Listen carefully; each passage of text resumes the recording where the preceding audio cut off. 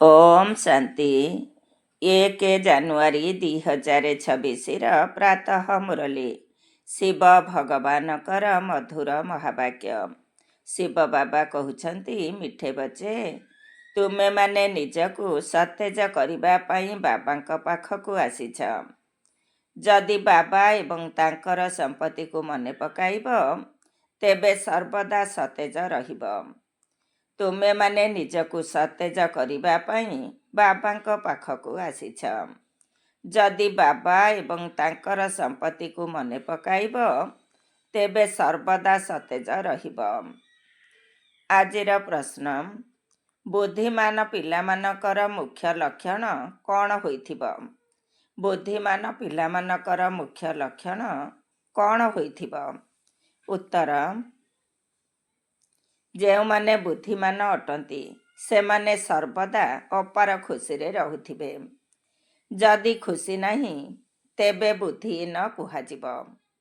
ଯେଉଁମାନେ ପାରସ ବୁଦ୍ଧି ହେଉଛନ୍ତି, ସେହିମାନେ ହିଁ ବୁଦ୍ଧିମାନ ଅଟନ୍ତି। ସେମାନେ ଅନ୍ୟମାନଙ୍କୁ ମଧ୍ୟ ପାରସ ବା ପବିତ୍ର ବୁଦ୍ଧି କରିବେ।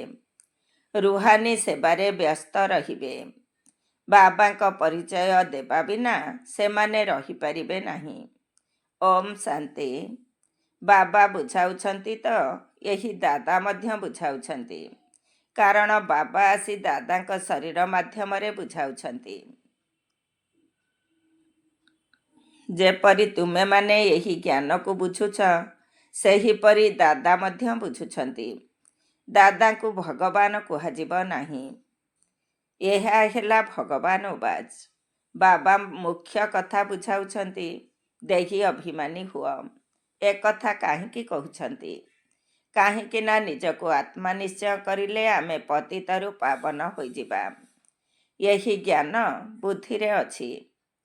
ଏକଥା ସମସ୍ତଙ୍କୁ ବୁଝାଇବାକୁ ହେବ। ନିଜକୁ ପତିତ ଭାବି ସମସ୍ତେ ଡାକୁଛନ୍ତି। ନୂଆ ଦୁନିଆ ନିଶ୍ଚିତ ଭାବରେ ପବିତ୍ର ଦୁନିଆ ହୋଇଥିବ ଏବଂ ସେହି ନୂଆ ଦୁନିଆର ନିର୍ମାତା ବା ସ୍ଥାପକ ହେଲେ ଏକମାତ୍ର ଶିବ ବାବା। ତାଙ୍କୁ ହିଁ ପତିତ ପାବନ ବାବା କହି ସମସ୍ତେ ଡାକିଥାନ୍ତି। ପତିତ ପାବନ କହିବା ସହିତ ତାଙ୍କୁ ପିତା ମଧ୍ୟ କହୁଛନ୍ତି। ତାଙ୍କୁ ଆତ୍ମା ହିଁ ଡାକୁଛି, ଶରୀର ନୁହେଁ। ଆମ ଆତ୍ମାର ପିତା ପାରଲୌକିକ ଅଟନ୍ତି ଏବଂ ସିଏ ହିଁ ପତିତ ପାବନ ଅଟନ୍ତି। ଏକଥାକୁ ତ ଭଲ ଭାବରେ ମନେ ରଖିବା ଦରକାର। ଏହା ନୂଆ ଦୁନିଆ ନା ପୁରୁଣା ଦୁନିଆ, ଏକଥା ତ ବୁଝିପାରୁଛ ନା? ଏଭଳି ବୁଦ୍ଧିହୀନ ମଧ୍ୟ ଅଛନ୍ତି, ଯିଏକି ଭାବୁଛନ୍ତି ଆମେ ବହୁତ ସୁଖରେ ଅଛୁ। ଆମେ ତ ଯେପରି ସ୍ୱର୍ଗରେ ଅଛୁ। କିନ୍ତୁ ଏକଥା ମଧ୍ୟ ବୁଝିବା ଦରକାର ଯେ କଳିଯୁଗକୁ କେବେ ସ୍ୱର୍ଗ କୁହାଯାଇପାରିବ ନାହିଁ। ଏହାର ନାମ ହିଁ ହେଉଛି କଳିଯୁଗ, ପୁରୁଣା ପତିତ ଦୁନିଆ। ଏଥିରେ ଅନ୍ତର ରହିଛି ନା? କିଛି ମନୁଷ୍ୟମାନଙ୍କ ବୁଦ୍ଧିରେ ଏତିକି କଥା ମଧ୍ୟ ରହୁନାହିଁ। ଦୁନିଆର ଅବସ୍ଥା ବିଲକୁଲ ଜୀର୍ଣ୍ଣଶୀର୍ଣ୍ଣ ହୋଇଯାଇଛି। ଯଦି ପିଲାମାନେ ପାଠ ନ ପଢ଼ନ୍ତି, ତେବେ କହିଥାନ୍ତି ନା, ତୁମେ ତ ପଥର ବୁଦ୍ଧି ଅଟ। ବାବା ମଧ୍ୟ ଚିଠି ଲେଖନ୍ତି, ତୁମର ଗ୍ରାମବାସୀମାନେ ତ ବିଲକୁଲ ପଥର ବୁଦ୍ଧି ଅଟନ୍ତି। କିଛି ବୁଝିପାରୁନାହାନ୍ତି, କାରଣ ଅନ୍ୟମାନଙ୍କୁ ବୁଝାଉନାହାନ୍ତି। ଯଦି ନିଜେ ପାରସ ବୁଦ୍ଧି ହେଉଛ, ତେବେ ଅନ୍ୟମାନଙ୍କୁ ମଧ୍ୟ ସେହିପରି କରିବା ଦରକାର। ଏହି ପୁରୁଷାର୍ଥ କରିବା ଦରକାର। ଏଥିରେ ଲଜ୍ଜା କରିବାର ତ କିଛି କଥା ନାହିଁ। କିନ୍ତୁ ମନୁଷ୍ୟମାନଙ୍କ ବୁଦ୍ଧିରେ ଅଧା କଳ୍ପରୁ ଓଲଟା ଜ୍ଞାନ ରହିଆସିଛି, ଯାହାକି ଭୁଲି ପାରୁନାହାନ୍ତି। ତାହା କିପରି ଭୁଲାଇବେ? ଭୁଲାଇବାର ଶକ୍ତି ତ କେବଳ ବାବାଙ୍କ ପାଖରେ ହିଁ ଅଛି। ବାବାଙ୍କ ବିନା ଏହି ଜ୍ଞାନ କେହି ଦେଇପାରିବେ ନାହିଁ। ଅର୍ଥାତ୍ ସମସ୍ତେ ଅଜ୍ଞାନୀ ଅଟନ୍ତି। ଯେ ପର୍ଯ୍ୟନ୍ତ ଜ୍ଞାନର ସାଗର ବାବା ଆସି ଜ୍ଞାନ ନ ଶୁଣାଇଛନ୍ତି, ସେମାନଙ୍କ ପାଖରେ ଜ୍ଞାନ କେଉଁଠୁ ଆସିବ? ତମ ପ୍ରଧାନ ଅର୍ଥାତ୍ ଅଜ୍ଞାନୀ ଦୁନିଆ, ସତ ପ୍ରଧାନ ଅର୍ଥାତ୍ ଦୈବୀ ଦୁନିଆ। ଏଥିରେ ଫରକ ତ ଅଛି ନା?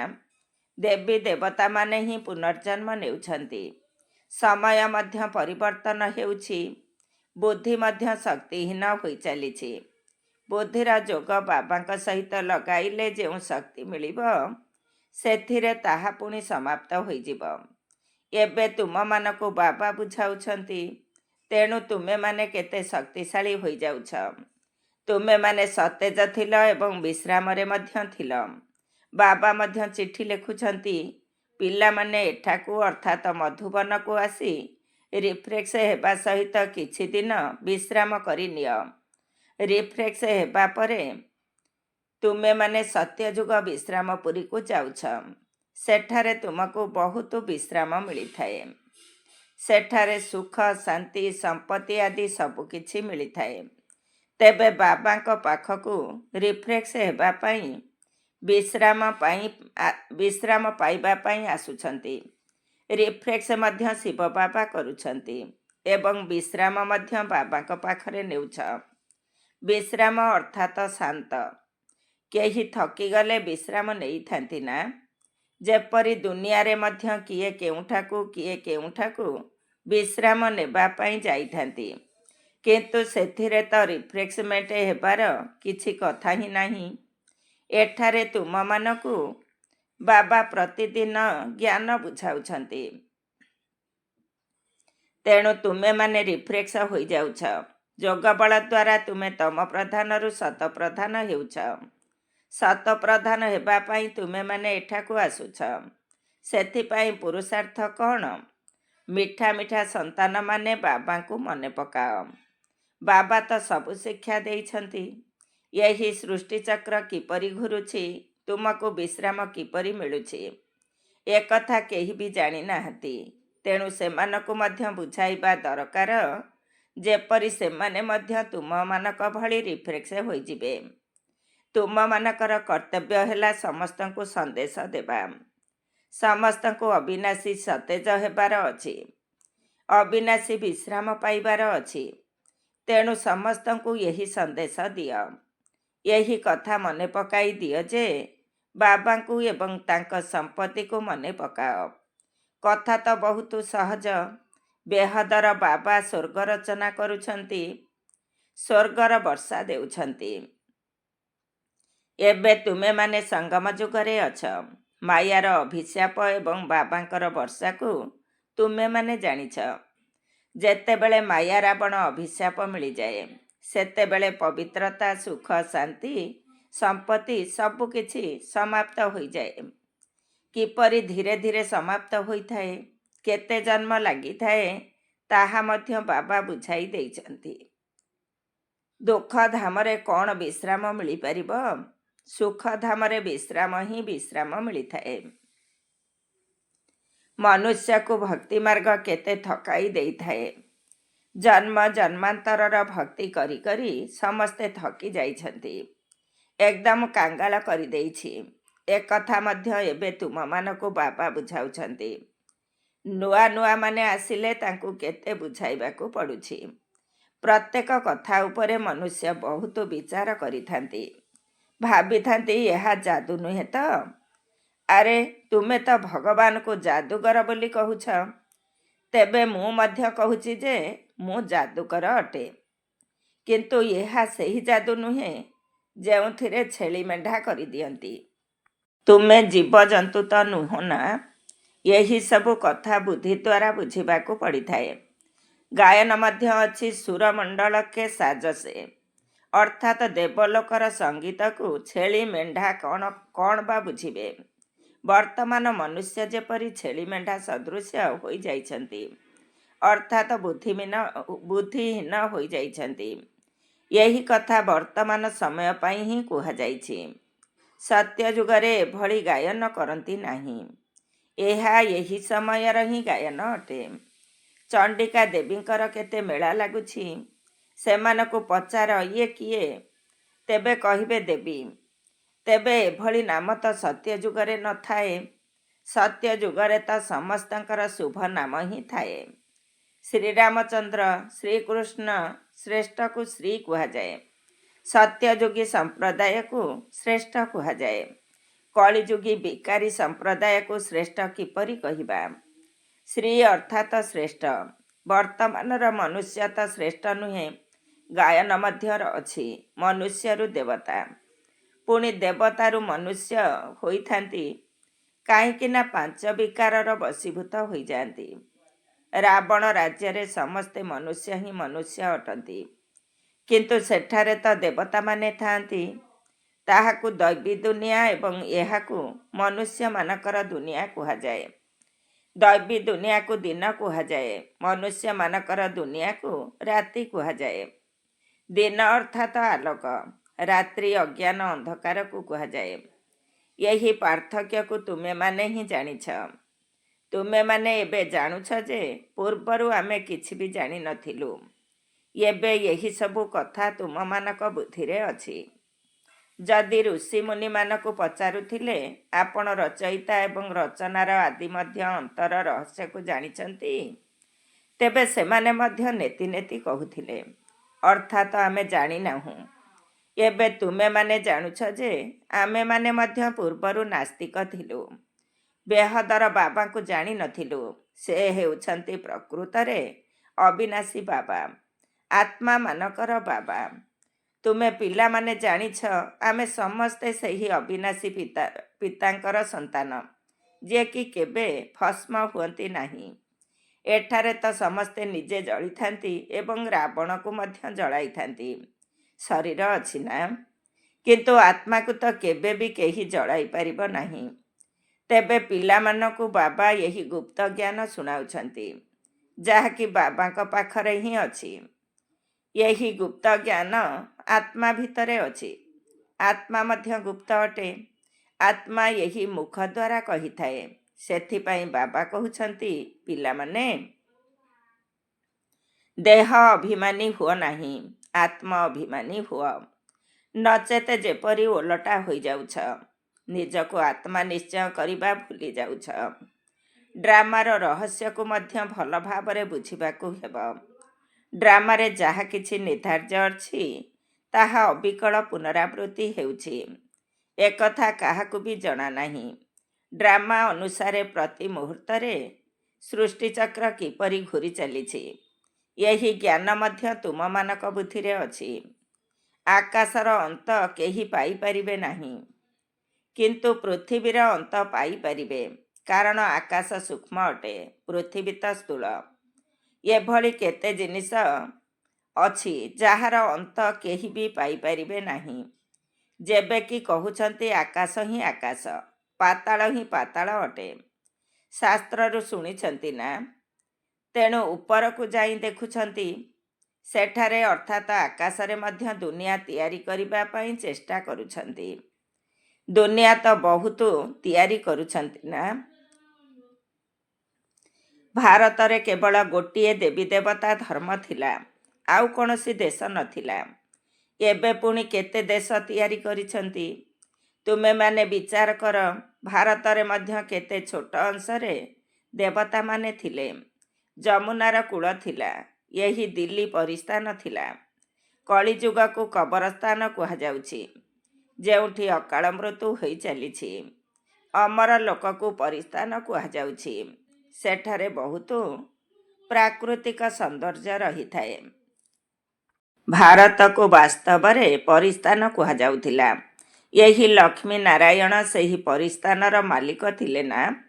ସେମାନେ କେତେ ଶୋଭନୀୟ ଥିଲେ, କାରଣ ଶତପ୍ରଧାନ ଥିଲେ ନା। ସେଠାରେ ପ୍ରାକୃତିକ ସୌନ୍ଦର୍ଯ୍ୟ ଥିଲା। ଆତ୍ମା ମଧ୍ୟ ଚମକୁଥାଏ। ପିଲାମାନଙ୍କୁ ସାକ୍ଷାତକାର କରାଯାଇଥିଲା ଯେ ଶ୍ରୀକୃଷ୍ଣଙ୍କର ଜନ୍ମ କିପରି ହେଉଛି। ସାରା ଗୃହ ଯେପରି ଆଲୋକିତ ହୋଇଯାଇଥାଏ। ତେବେ ବାବା ପିଲାମାନଙ୍କୁ ବୁଝାଉଛନ୍ତି, ବର୍ତ୍ତମାନ ତୁମେମାନେ ପରିସ୍ଥାନକୁ ଯିବା ପାଇଁ ପୁରୁଷାର୍ଥ କରୁଛ।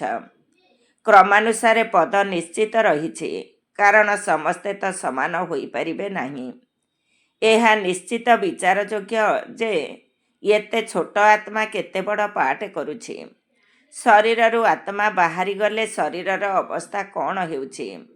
ସାରା ଦୁନିଆର ଆତ୍ମାରୂପୀ ଅଭିନେତାମାନେ ସେହି ପାଠ କରୁଛନ୍ତି, ଯାହାକି ଅନାଦି କାଳରୁ ନିର୍ଦ୍ଧାର୍ଯ୍ୟ ରହିଛି।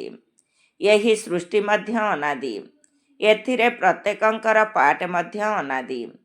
ଏହାକୁ ତୁମେମାନେ ଆଶ୍ଚର୍ଯ୍ୟ ବୋଲି ସେତେବେଳେ କହୁଛ, ଯେତେବେଳେ ଜାଣୁଛ ଯେ ଏହା ସୃଷ୍ଟି ରୂପୀ ବୃକ୍ଷ ଅଟେ। ବାବା କେତେ ଭଲ ଭାବରେ ବୁଝାଉଛନ୍ତି। ତଥାପି ମଧ୍ୟ ଡ୍ରାମାରେ ଯାହା ପାଇଁ ଯେତିକି ସମୟ ଦରକାର ତାଙ୍କୁ ବୁଝିବା ପାଇଁ ସେତିକି ସମୟ ଲାଗୁଛି। ବୁଦ୍ଧିର ମଧ୍ୟ ଫରକ ରହିଛି ନା? ଆତ୍ମା ମନବୁଦ୍ଧି ସହିତ ଅଛି ନା? ତେଣୁ କେତେ ଫରକ ରହିଛି।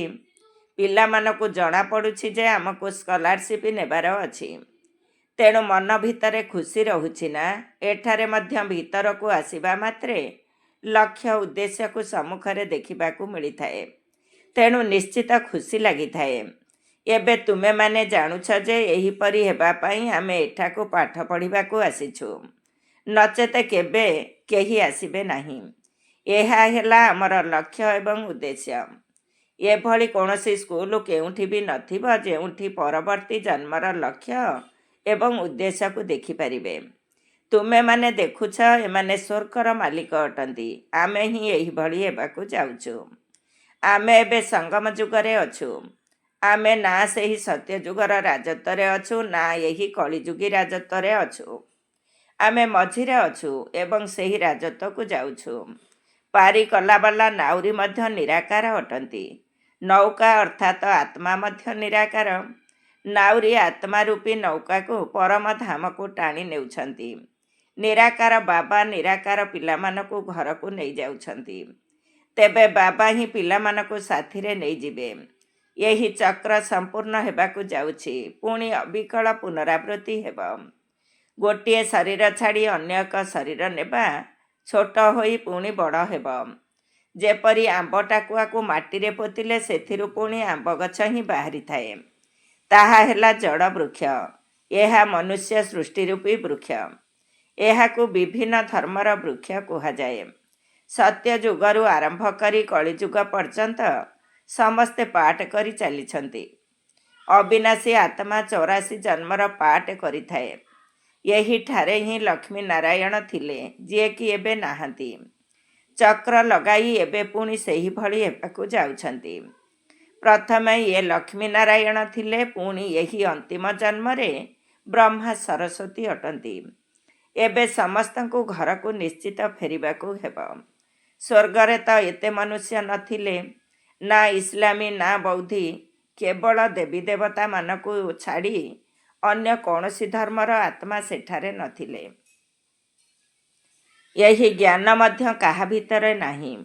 ବୁଦ୍ଧିମାନମାନଙ୍କୁ ଉପାଧି ମିଳିବା ଦରକାର ନା? ଯିଏ ଯେତେ ପାଠ ପଢ଼ିଥାଏ ପୁରୁଷାର୍ଥର କ୍ରମ ଅନୁସାରେ ପଦବୀ ପାଇଥାଏ। ତେବେ ତୁମମାନଙ୍କୁ ଏଠାକୁ ଆସିବା ମାତ୍ରେ ଏହି ଲକ୍ଷ୍ୟ ଏବଂ ଉଦ୍ଦେଶ୍ୟର ଚିତ୍ରକୁ ଦେଖି ଖୁସି ଆସିବା ଦରକାର। ଏବେ ତ ଖୁସିର ସୀମା ନାହିଁ। ପାଠଶାଳା ବା ସ୍କୁଲ ଏହିଭଳି ହେବା ଦରକାର। କେତେ ଗୁପ୍ତ କିନ୍ତୁ ଗୁରୁତ୍ୱପୂର୍ଣ୍ଣ ପାଠଶାଳା ଅଟେ। ଯେତେ ବଡ଼ ପାଠପଢ଼ା ସେତେ ବଡ଼ କଲେଜ। ସେଠାରେ ସବୁ ପ୍ରକାରର ସୁବିଧା ମିଳିଥାଏ। ଆତ୍ମାକୁ ପାଠ ପଢ଼ିବାକୁ ପଡ଼ିଥାଏ। ପରେ ସୁନା ସିଂହାସନରେ ବସୁ ବା କାଠ ସିଂହାସନରେ ବସୁ। ପିଲାମାନଙ୍କୁ କେତେ ଖୁସି ହେବା ଦରକାର, କାରଣ ଶିବ ଭଗବାନ ଉବାଚ ଅଟେ ନା? ପ୍ରଥମ ନମ୍ବରରେ ଇଏ ବ୍ରହ୍ମା ଅଛନ୍ତି, ବିଶ୍ୱର ରାଜକୁମାର। ପିଲାମାନଙ୍କୁ ଏବେ ଜଣାପଡ଼ିଛି କଳ୍ପ କଳ୍ପ ବାବା ନିଜେ ହିଁ ଆସି ନିଜର ପରିଚୟ ଦେଉଛନ୍ତି। ମୁଁ ଏହାଙ୍କଠାରେ ପ୍ରବେଶ କରି ତୁମମାନଙ୍କୁ ପାଠ ପଢ଼ାଉଛି। ଦେବତାମାନଙ୍କ ଭିତରେ ଏହି ଜ୍ଞାନ କ'ଣ ଥିବ କି? ଜ୍ଞାନ ଦ୍ୱାରା ଦେବତା ହୋଇଗଲେ ଆଉ ପାଠପଢ଼ାର ଆବଶ୍ୟକତା ନାହିଁ। ଏଥିରେ ବୁଝିବା ପାଇଁ ବଡ଼ ବିଶାଳ ବୁଦ୍ଧି ଦରକାର। ଆଚ୍ଛା, ମିଠା ମିଠା ଶିଖିଲଧେ ସନ୍ତାନମାନଙ୍କ ପ୍ରତି ମାତା ପିତା ବାପଦାଦାଙ୍କର ମଧୁର ସ୍ନେହସମ୍ପନ୍ନ ଶୁଭେଚ୍ଛା ଏବଂ ସୁପ୍ରଭାତ। ଆତ୍ମିକ ପିତାଙ୍କର ଆତ୍ମିକ ସନ୍ତାନମାନଙ୍କୁ ନମସ୍ତେ। ଆମ ଆତ୍ମିକ ସନ୍ତାନମାନଙ୍କର ଆତ୍ମିକ ମାତା ପିତା ବାପଦାଦାଙ୍କୁ ନମସ୍ତେ ନମସ୍ତେ, ସୁପ୍ରଭାତ। ଧାରଣା ପାଇଁ ମୁଖ୍ୟ ସାର 1 ନମ୍ବର। ବୁଦ୍ଧି ଦ୍ୱାରା ଏହି ପତିତ ଦୁନିଆର ସନ୍ନ୍ୟାସ କରି ପୁରୁଣା ଦେହ ଏବଂ ଦେହର ସମ୍ବନ୍ଧୀମାନଙ୍କୁ ଭୁଲି ନିଜର ବୁଦ୍ଧିକୁ ବାବା ଏବଂ ସ୍ୱର୍ଗ ଆଡ଼କୁ ଲଗାଇବାକୁ ହେବ। 2 ନମ୍ବର। ଅବିନାଶୀ ବିଶ୍ରାମର ଅନୁଭବ କରିବା ପାଇଁ ବାବା ଏବଂ ତାଙ୍କର ସମ୍ପତ୍ତିର ସ୍ମୃତିରେ ରହିବାକୁ ହେବ। ସମସ୍ତଙ୍କୁ ବାବାଙ୍କର ସନ୍ଦେଶ ଦେଇ ରିଫ୍ରେଶ ଅର୍ଥାତ୍ ସତେଜ କରିବାକୁ ହେବ। ଆତ୍ମିକ ସେବା କରିବାରେ ଲଜ୍ଜା କରିବାର ନାହିଁ। ଆଜିର ବରଦାନ। ସଂଗଠନରେ ଏକମତ ଏବଂ ଏକରସ ସ୍ଥିତି ଦ୍ୱାରା ସଫଳତା ପ୍ରାପ୍ତ କରୁଥିବା ସଚ୍ଚା ସ୍ନେହୀ ଭବ। ସଂଗଠନରେ ଏକମତ ଏବଂ ଏକରସ ସ୍ଥିତି ଦ୍ୱାରା ସଫଳତା ପ୍ରାପ୍ତ କରୁଥିବା ସଚ୍ଚା ସ୍ନେହୀ ଭବ। ଡିଟେଲ୍ସ। ସଂଗଠନ ଭିତରେ ଜଣେ ଯଦି କିଛି କହିଲା, ତେବେ ଅନ୍ୟ ଜଣେ ତାକୁ ମାନିନେବା ହିଁ ସଚ୍ଚା ସ୍ନେହର ପ୍ରତିଦାନ। ଏହିଭଳି ସ୍ନେହୀ ପିଲାମାନଙ୍କର ଦୃଷ୍ଟାନ୍ତ ଦେଖି ଅନ୍ୟମାନେ ମଧ୍ୟ ସମ୍ପର୍କରେ ଆସିବା ପାଇଁ ସାହସ କରିବେ। ଏହିପରି ସଂଗଠନ ମଧ୍ୟ ସେବାର ସାଧନ ପାଲଟିଯିବ। ଯେଉଁଠାରେ ମାୟା ଦେଖିବ ଯେ ଏମାନଙ୍କର ଏକତା ମଜବୁତ ଅଟେ, ସଂଗଠିତ ଅଟେ, ସେଠାକୁ ଆସିବା ପାଇଁ ସାହସ କରିବ ନାହିଁ। ତେଣୁ ଏକମତ ଏବଂ ଏକରସ ସ୍ଥିତିର ସଂସ୍କାର ହିଁ ସତ୍ୟ ଯୁଗରେ ଏକ ରାଜ୍ୟ ସ୍ଥାପନ କରିବ। ଆଜିର ସ୍ଲୋଗାନ। କର୍ମ ଏବଂ ଯୋଗର ସନ୍ତୁଳନ ରଖିବା ବାଲା ହିଁ ସଫଳ ଯୋଗୀ ଅଟନ୍ତି। କର୍ମ ଏବଂ ଯୋଗର ସନ୍ତୁଳନ ରଖିବା ବାଲା ହିଁ ସଫଳ ଯୋଗୀ ଅଟନ୍ତି। ଓମ୍ ଶାନ୍ତି। ସଙ୍ଗମ ଯୁଗୀ ସମସ୍ତ ତୀବ୍ର ପୁରୁଷାର୍ଥୀ ଭାଇ ଭଉଣୀମାନଙ୍କୁ ନୂଆ ଯୁଗ ସହିତ ନୂଆ ବର୍ଷର ବହୁତ ବହୁତ ଶୁଭ ଅଭିନନ୍ଦନ। ନୂତନ ବର୍ଷର ଏହି ପ୍ରଥମ ଜାନୁଆରୀ ମାସ ମିଠା ସାକାର ବାବାଙ୍କର ସ୍ମୃତିର ମାସ ଅଟେ। ଆମେ ସବୁ ବାବାଙ୍କର ସନ୍ତାନମାନେ ଅବ୍ୟକ୍ତ ବତନର ସୂକ୍ଷ୍ମ ଲୀଳାଗୁଡ଼ିକର ଅନୁଭବ କରିବା ପାଇଁ ତଥା ନିଜକୁ ବ୍ରହ୍ମା ବାବାଙ୍କ ସମାନ ସମ୍ପନ୍ନ ବା ସମ୍ପୂର୍ଣ୍ଣ କରିବା ପାଇଁ ସାରା ମାସକ ଯାକ ନିଜର ବନ୍ଧନମୁକ୍ତ ଜୀବନମୁକ୍ତ ସ୍ଥିତି ନିର୍ମାଣ କରିବା ପାଇଁ ମନର ଏବଂ ମୁଖର ମୌନ ରଖିବା ସହିତ ବୁଦ୍ଧିବଳ ଦ୍ୱାରା ଅବ୍ୟକ୍ତ ବତନରେ ବିଚରଣ କରିବା, ଏହାକୁ ଲକ୍ଷ୍ୟରେ ରଖି ଏହି ମାସର ଅବ୍ୟକ୍ତ ଇସାରା ପଠାଯାଉଛି। ଅବ୍ୟକ୍ତ ଇସାରା। ଏହି ଅବ୍ୟକ୍ତି ମାସରେ ବନ୍ଧନମୁକ୍ତ ହୋଇ ଜୀବନ ମୁକ୍ତି ସ୍ଥିତିର ଅନୁଭବ କର। ବାପଦାଦା ଚାହୁଁଛନ୍ତି ମୋର ପ୍ରତ୍ୟେକ ସନ୍ତାନ ମୁକ୍ତି ଜୀବନ ମୁକ୍ତି ରୂପୀ ସମ୍ପତ୍ତିର ଅଧିକାରୀ ହୋଇଯାଆନ୍ତୁ। ତେଣୁ ବର୍ତ୍ତମାନ ସମୟରେ କରିଥିବା ଅଭ୍ୟାସର ସତ୍ୟ ଯୁଗରେ ସ୍ୱାଭାବିକ ଜୀବନ ହୋଇଯିବ। କିନ୍ତୁ ସମ୍ପତ୍ତିର ଅଧିକାର କେବଳ ଏବେ ସଙ୍ଗମ ଯୁଗରେ ହିଁ ପ୍ରାପ୍ତ ହେଉଛି। ସେଥିପାଇଁ ଯଦି କୌଣସି ବି ବନ୍ଧନ ତୁମକୁ ଆକର୍ଷିତ କରୁଛି, ତେବେ ତାର କାରଣକୁ ଚିନ୍ତା କର ଏବଂ ତୁରନ୍ତ ନିବାରଣ